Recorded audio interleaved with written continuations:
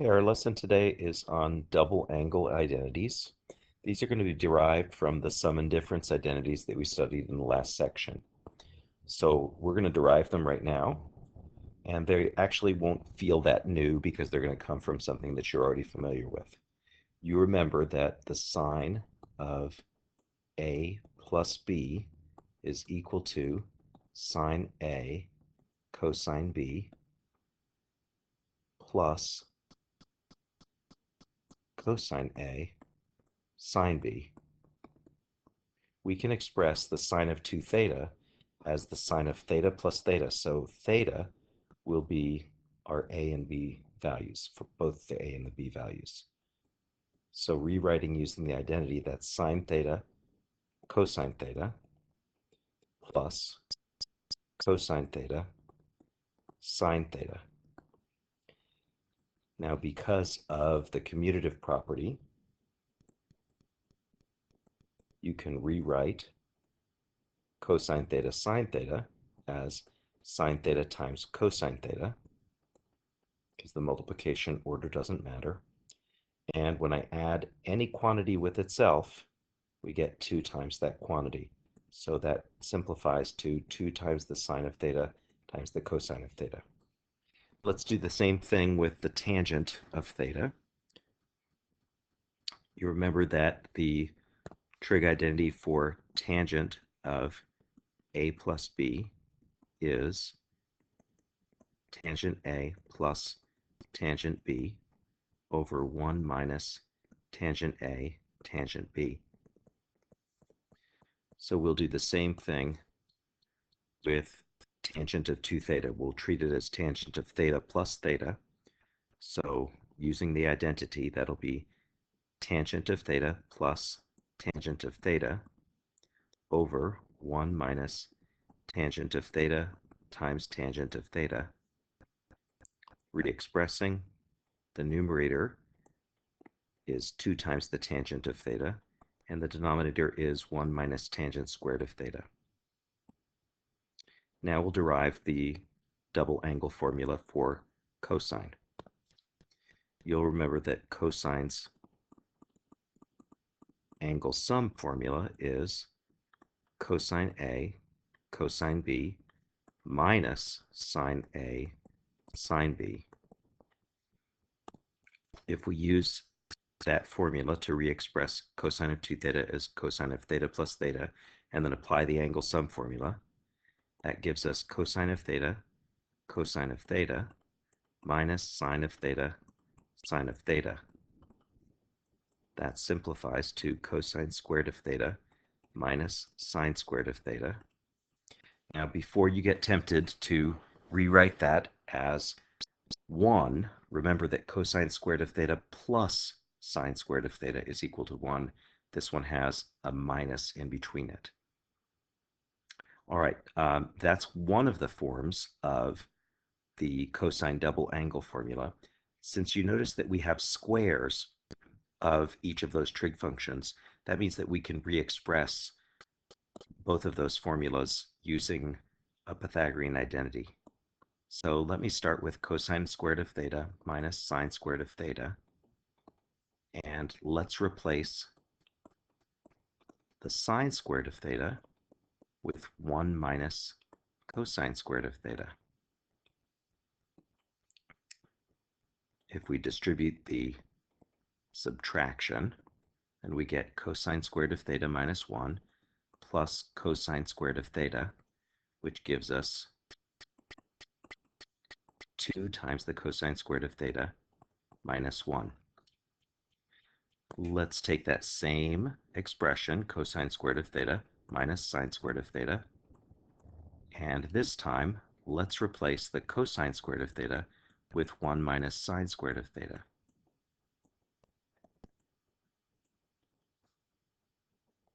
Now we have 1 minus 2 times the sine squared of theta. All right, so let's put all of our double angle identities inside of this box so you have it to refer to. Sine of 2 theta is equal to 2 times the sine of theta times the cosine of theta. And then the cosine of 2 theta is equal to cosine squared of theta minus the sine squared of theta, or alternatively, 2 times the cosine squared of theta minus 1, or alternatively, 1 minus 2 times the sine squared of theta. In some situations, one form or the other might be more useful to us. And the last double angle identity is the one for tangent, and that's equal to 2 times the tangent of theta. Let me try that again.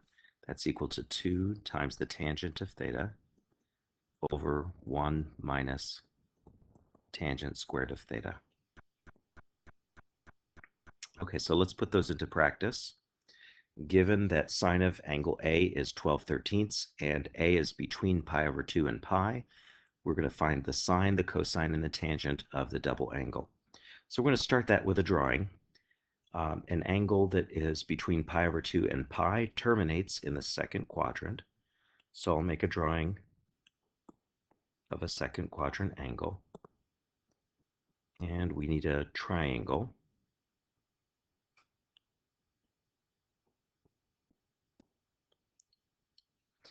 And the sine is the opposite over the hypotenuse. So that's going to be 12/13. There is an adjacent side, which is going to be negative in the second quadrant. So that'll be -5. Remember that our angle is not actually the angle on the inside of the triangle, but rather the angle that starts on the positive x-axis and terminates at that hypotenuse 13.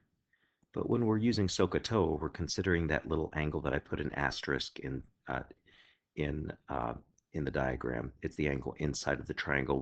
We call that the reference triangle, or rather the reference angle. All right, so let's make a list of what we do know already. We know that sine of angle A is 12/13. We know that cosine of angle A is, from the diagram, -5/13, and we know that tangent of angle A is equal to -12/5. So we're going to use that information to find sine of 2A. So sine of 2 times A is equal to 2 times the sine of A times the cosine of A, using the double angle formula. And the sine of angle A is 12/13, and the cosine of angle A is -5/13. If we multiply those three quantities together, we get -120/169. Now let's find the cosine.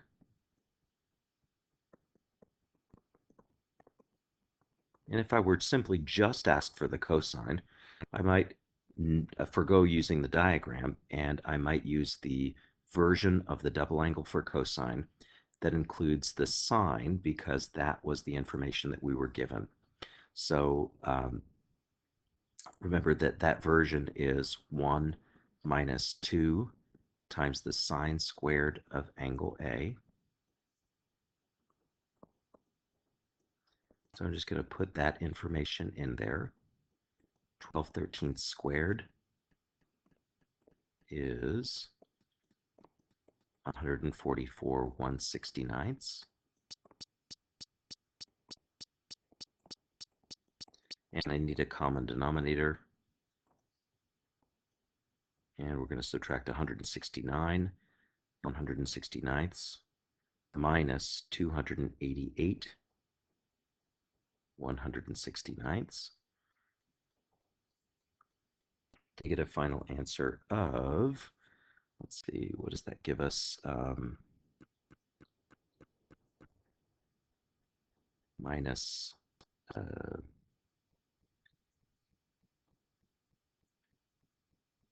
what would that be? Minus 119. No, sorry, 19. No, 119. 169.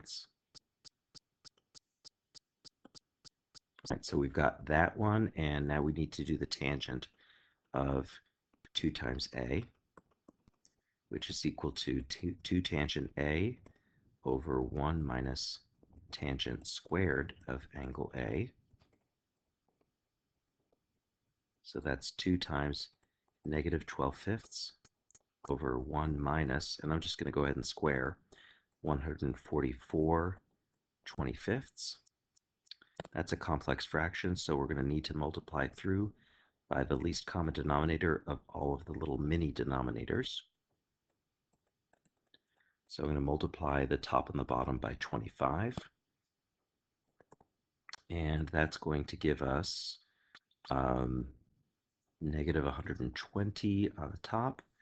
And downstairs, that will give us 25/25 minus 144/25, which will be it will be negative 119. And so that's going to be a positive number, positive 119.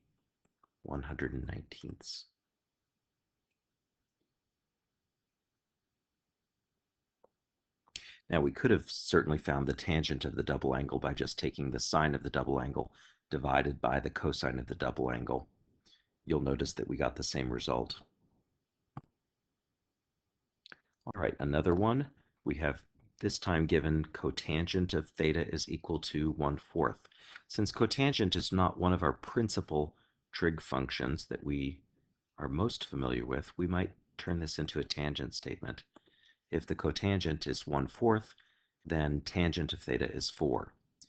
Now, look at our other piece of information. Sine of theta is less than 0.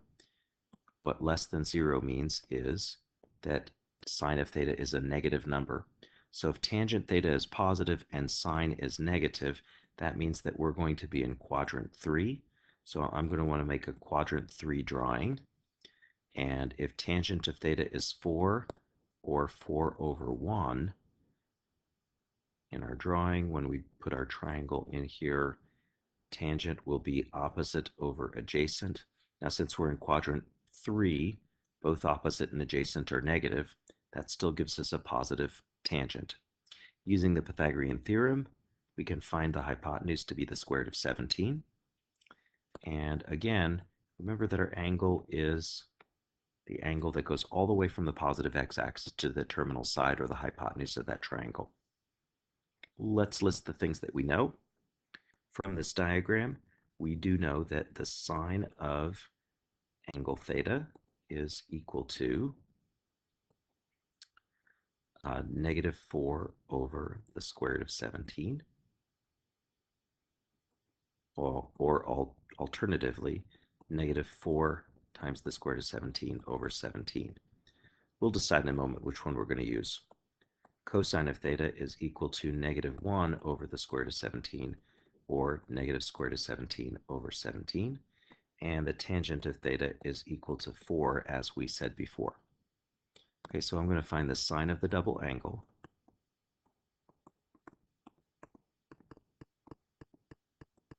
That's equal to 2 times the sine of theta. And I'm just going to use the unrationalized version. We'll rationalize later if we need to. And then times the cosine of theta, which is negative 1 over root 17. Now, the reason I can get away with using the unrationalized version is we're about to multiply two denominators together that are square roots.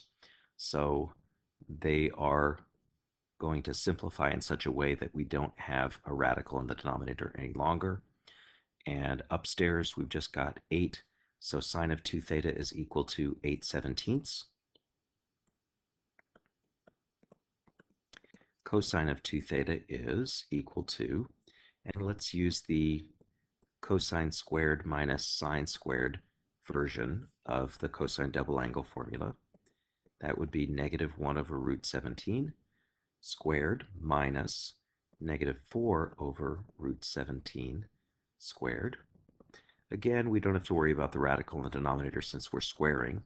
So that gives us 1/17 minus 16/17 which is -15/17. And finally, the tangent of the double angle is equal to 2 times the tangent of theta over 1 minus the tangent squared of theta.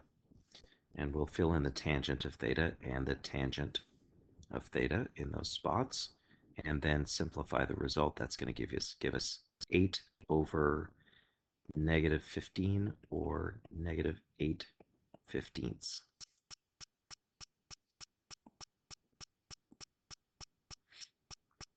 Okay, these next problems involve just utilizing the trig identities to rewrite. What you'll notice is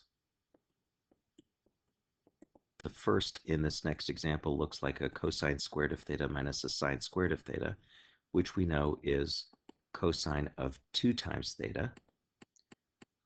So this is going to equal cosine of 2 times 50 degrees, or the cosine of 100 degrees.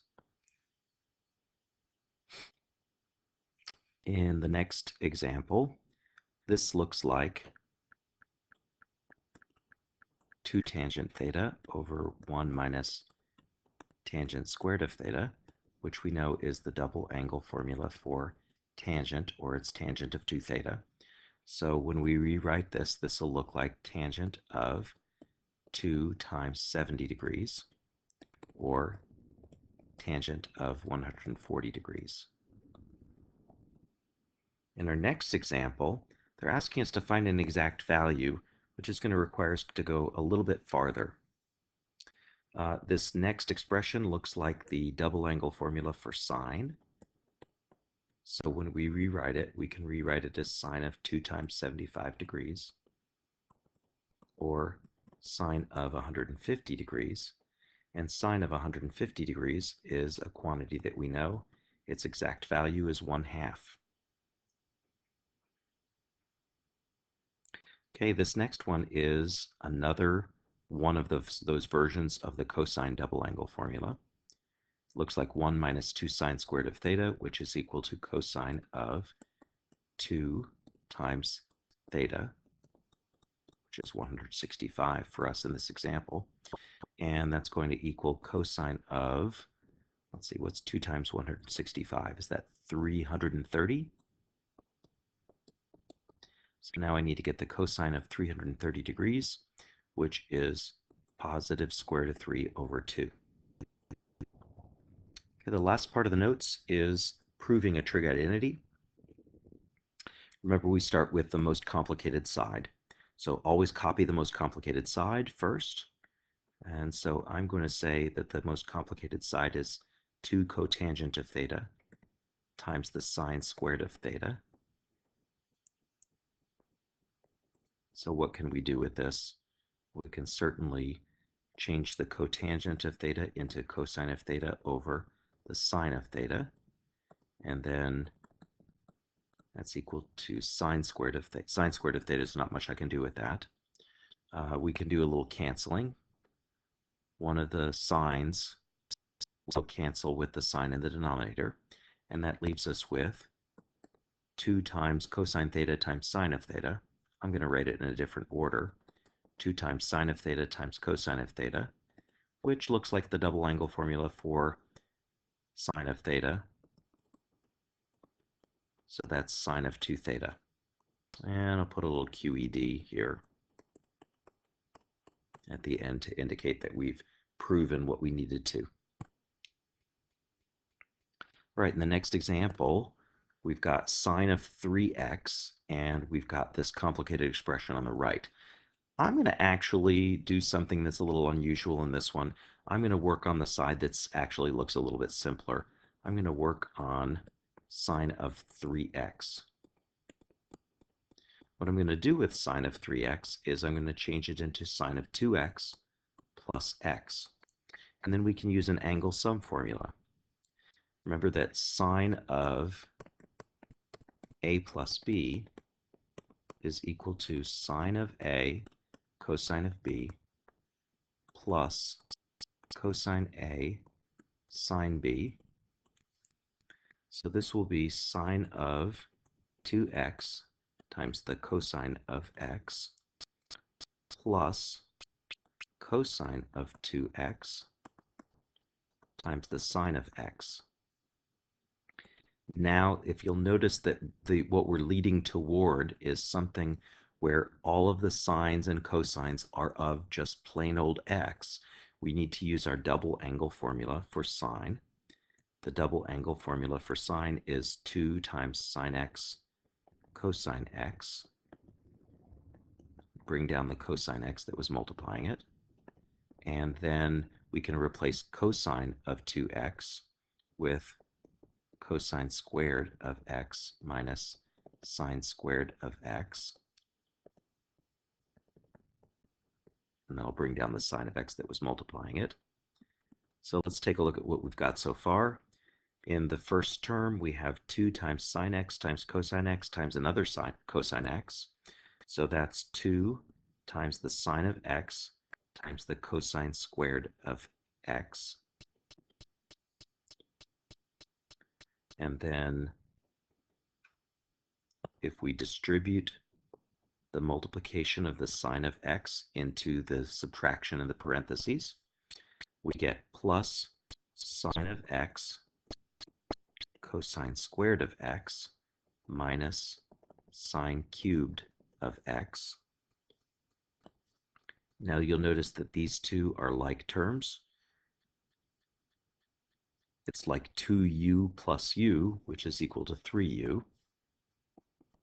So this is equal to 3 times the sine of x cosine squared of x minus sine cubed of x.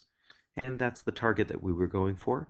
So I'll write my QED down here at the bottom to indicate that we've met our target and move on to the next proof. Ooh, which side looks more complicated? Definitely the fractional side. It will be hard for me to take something simple and make it into something that's more complicated. So let's start with the more complicated side, sine of 2y over 1 plus cosine of 2y. Okay, what I can do with sine of 2y is re-express it as 2 sine y cosine y. Downstairs, what I would like to do is I would like to do something that will allow us to subtract a 1 in the denominator to get rid of the 1 that's already there. That will help us certainly simplify. So I'm going to use a version of the cosine double angle formula that involves a minus 1. And that version is 2 cosine squared of y minus 1. Simplifying what we have, 2 sine of y cosine of y over 2 cosine squared of y. We can do a little canceling. We can cancel our 2's. We can also cancel one of the factors of cosine. So now we have just left sine of y over the cosine of y, which is equal to the tangent of y, and that was our target, so I'll write QED to indicate that we're done. All right, we have one last proof to do.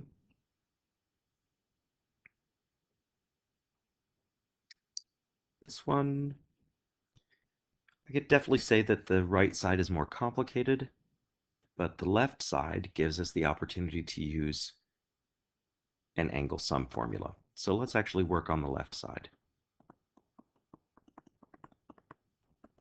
Tangent of a plus b is equal to tangent a plus tangent b over 1 minus tangent a tangent b. Now let's examine that and look at our target. Our target has some of those quantities in it, but it looks like there's extra cotangents in there. Now the thing that I want to really remember though is that those cotangents, those are really the reciprocal of tangents. So it looks like we've got an extra factor of cotangent A in there.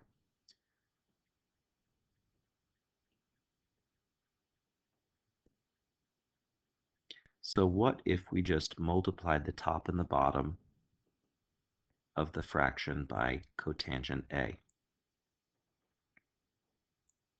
Remembering that there are understood parentheses around the numerator and denominator of that fraction, we can distribute. So we get tangent A times cotangent A for the first term in the numerator, plus cotangent A times tangent of B over, and then distributing into the denominator, we get cotangent A minus cotangent A times tangent of A times tangent of B. Okay, let's remember something. Tangent A and cotangent A are reciprocals. That means that cotangent A is actually equal to 1 over the tangent of A. And so what that means is that when we multiply tangent A times cotangent A, that's multiplying two reciprocals together, we're going to get 1. So for our next step, let's notice where we have reciprocal pairs multiplied together. Tangent A cotangent A and cotangent A tangent A. They have to be reciprocal pairs of the same angle. So tangent A cotangent A simplifies to 1.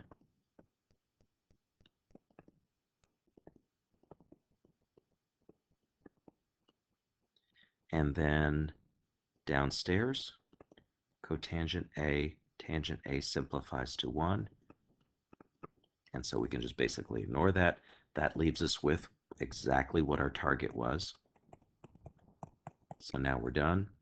And that's the end of today's notes.